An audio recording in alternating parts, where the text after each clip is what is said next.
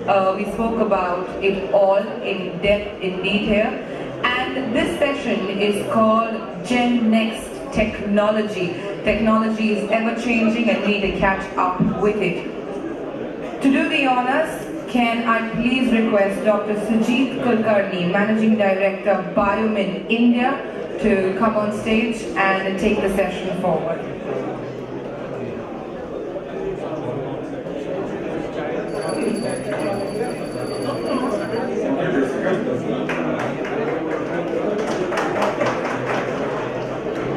Very good afternoon to all.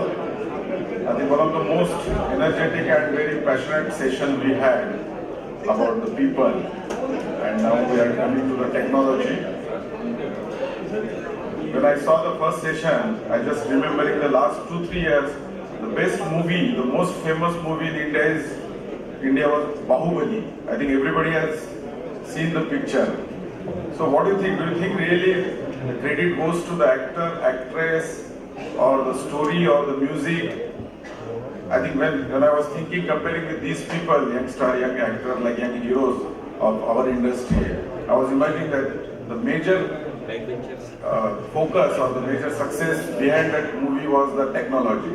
So I think that is really interesting thing. When the talent is there, the technology is required to transform all information and share. So our next session is based on mainly on the technology. There is a small change in the program. First of all, I thanks to CLAPMA chairman as well as Mr. Raghavan for giving me this opportunity as a session coordinator. And as director of ICAR, Dr. Raghavendra Bhatt is not available due to some of his personal work. So I request Dr. Mahesh, Director CPOD Bangalore, as a moderator of this session. Can I request Dr. Mahesh to come on the dais, please? I request all three speakers and then I will introduce one by one. So I request the first speaker, Mr. Sri Raj Kantamidini. Then I request Ronaldo and I request Mr. Taneja.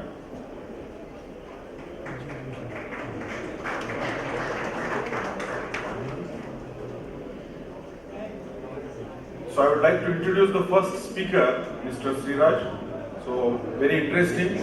He is born up in the Vijayawada AP, but when you hear the accent is completely US because he shifted almost from the age of the 4 years in the US. He studied in the US and he joined 2002 Kargil as a logistic and chain supplement management, mainly in the supply chain management as well as logistic. Then he was the key player in the acquisition done by the Kargil for the JM Smuckers, which is a floor business big company in Canada. Then he relocated in 2013 in the Bangalore in the IT sector. So very interesting. I asked him, you need to just clarify these things that after working in the supply chain logistic for almost 11 years, and suddenly he got responsibility of the IT sector and sharing the digital. And again he shifted US to in 2016 and now he's the global head of the Kargil digital business. His background is definitely computer engineer from the Iowa and also he has done the MBA. So I would like to invite Sri Raj.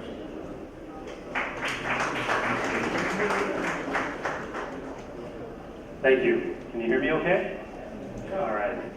Well, first of all, I want to thank the presenters from earlier this morning. I think seeing the next generation getting involved and being a part of shaping the future of agriculture is really important. And I think their message was spot on in terms of the investment and the things that they can do to impact what is going to happen in the next 10, 15, 20 years. So fantastic job this morning just stating that case and getting involved. And you guys are clearly passionate about what you do, and that's the first step to success. So thanks for having me. I am obviously really passionate about India. I was born here. My parents instilled in us how important agriculture was in their lives. They were both born and raised in Andhra Pradesh, in the Vijayawada area. That's where I was born. I speak a little Telugu, although not very good. My cousins make fun of me anytime I try, so I won't practice here. But I got the opportunity then at 4 years old to move to the United States, where agriculture is very different than India, yet there are many similarities. And so what I want to spend some time talking about today is how digital and technology is going to shape agriculture in India, globally, and where those similarities are and where the differences are. And at the end, we'll have some time for questions. So before I do that, I want to spend a couple minutes just talking about some trends and some stats of what's going to happen in the next 15 to 20 years and how that impacts livestock and aquaculture production. So let's start with this thought. For those of you that know Jack Welch was an ex-CEO of GE, one of the largest multinationals in the world, and he said this, that if the pace of change or the rate of change outside exceeds the rate of change inside, then the end is in sight. And so if you take that notion and see what we've got up here, change has never happened this fast, and it will never happen this slowly again. So Nandus is a perfect example of shaping the future, shaping the change, but you also have to try and stay ahead of it. And if you don't, you become obsolete.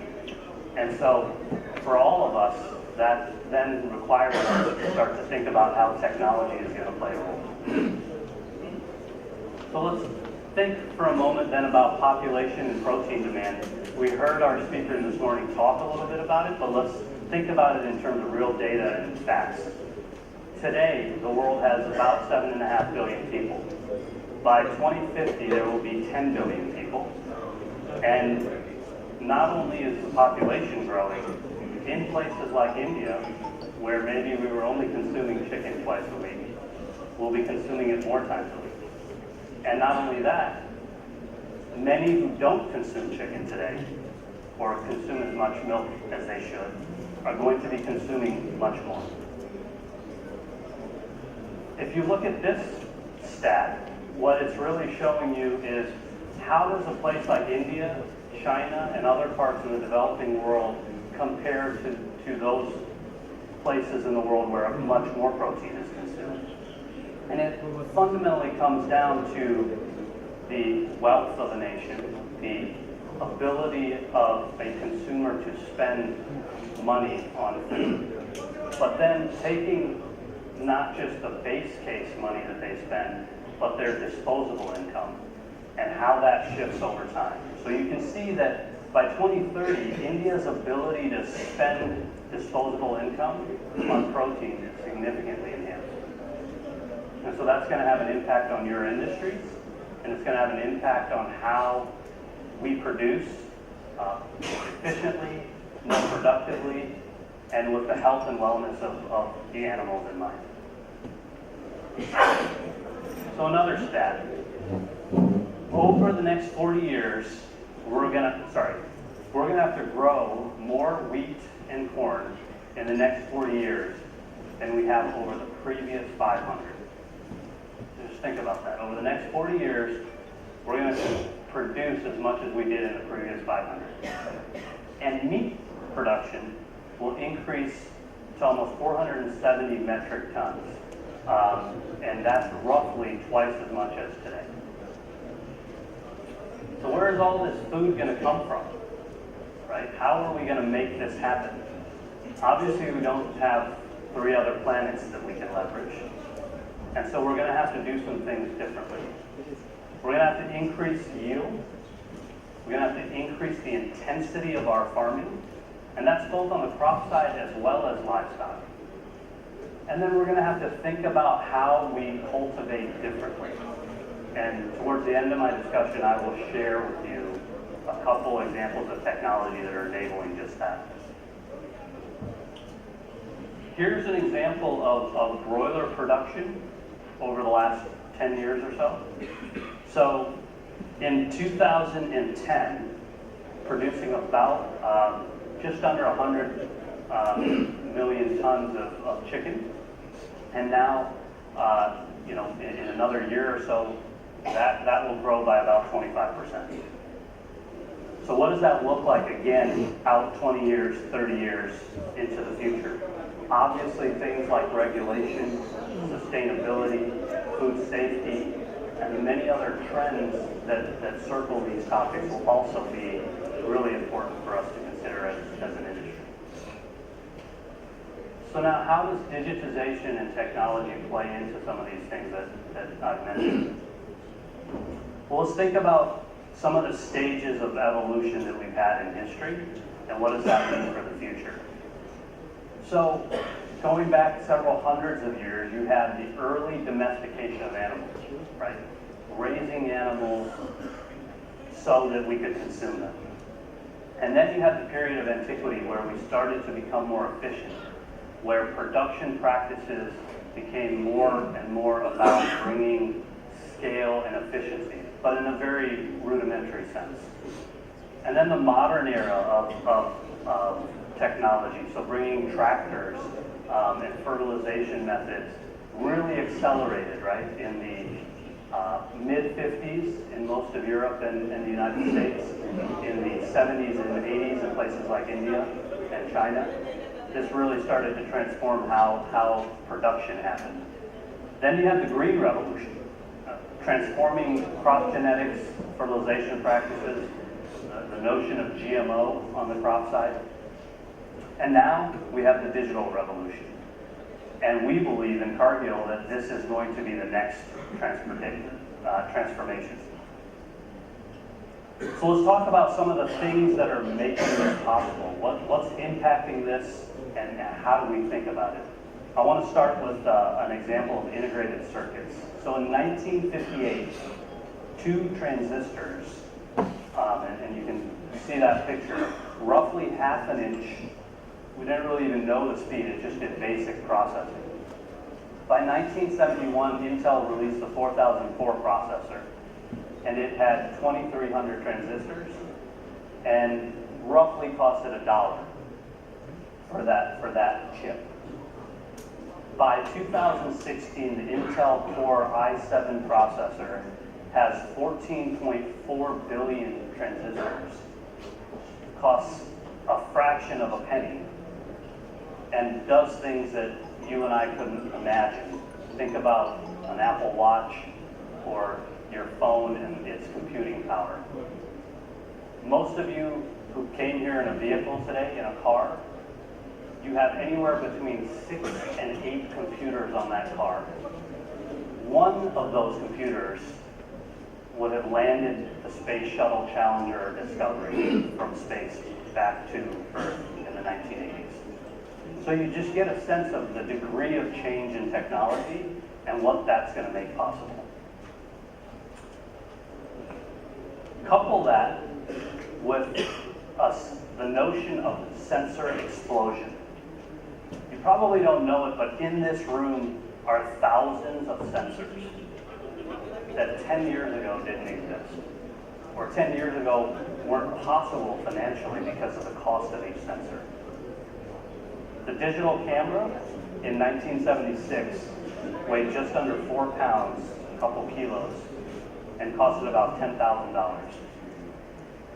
Most of us have a smartphone in our pockets today that has at least a 10 megapixel camera and weighs nothing relative to that digital camera. And the camera on most of these smartphones today is in the dollars. So again, this is what's happening. There are more and more sensors in the world today than there ever have been, and they're becoming cheaper. On the left there is the first commercial GPS.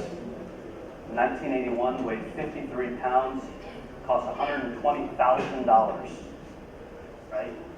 Almost a crore.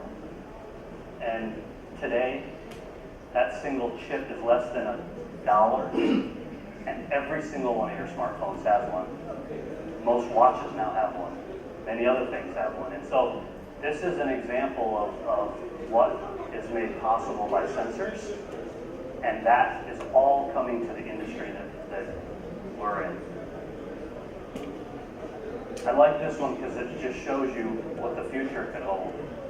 That's a biometric sensor in a contact lens. So imagine wearing a contact lens, a disposable contact lens that's measuring things about your eye as you're wearing it. So what does this all enable? Ultimately, it enables how we make decisions. It's going to transform our ability to be faster, cheaper, and more precise in the decisions we make. It's going to enable us to be real-time or near real-time rather than reactionary. It's going to enable us to be predictive and prescriptive rather than thinking about things after it's already happened. And so that starts to shape what type of data we want to collect and how we start to make decisions. Things like robotics, machine learning, artificial intelligence are all going to start to replace you and I making decisions. And I'll give you examples here in a minute. So in this world, we will be near perfect in our information. We'll know anything, almost at any time, almost everywhere. That, my friends, is the cusp of the agriculture disruption that's upon us. And so we need to start to grapple with how do we start to think about technology day to day in our operations, day to day in production, in processing, in animal growth, animal husbandry. All of it is touched by what I've just said. We can pretty much censor everything. We can pretty much build machine learning algorithms on anything. And that enables us to make decisions on pretty much everything. So I want to share with you a quick case study. And I'll be able to answer, so this part of the presentation usually garners a lot of questions, so I'll be able to answer questions towards the end of the presentation. So, what are we trying to really enable in all that I've stated? We're trying to intervene earlier than we did before, because by intervening before we used to, that's all value, profitability, cost savings. It enables us to do something before a problem or an issue arises. Well, how's that really possible? We ID something, we sense something, we alert somebody, we intervene, we measure, and we repeat. That's essentially what digitization and technology is enabling, and it's enabling it at a pace that we are not used to. And what that ultimately leads to is the ability to begin to benchmark and build machine learning algorithms that then improve that benchmark over time. So let me give you an example. Recently, my business made an investment in a company called Speaker, and it's the first artificial intelligence in the dairy industry. 3 founders, all 3 come from the agriculture industry. They all look and feel much like our panelists this morning. They're 2nd generation agriculture folks. 2 Irish men, twins actually, and 1 gentleman from Canada. And they created what's called Alex. What is Alex? Autonomous learning by example. It's the first dairy AI in the world.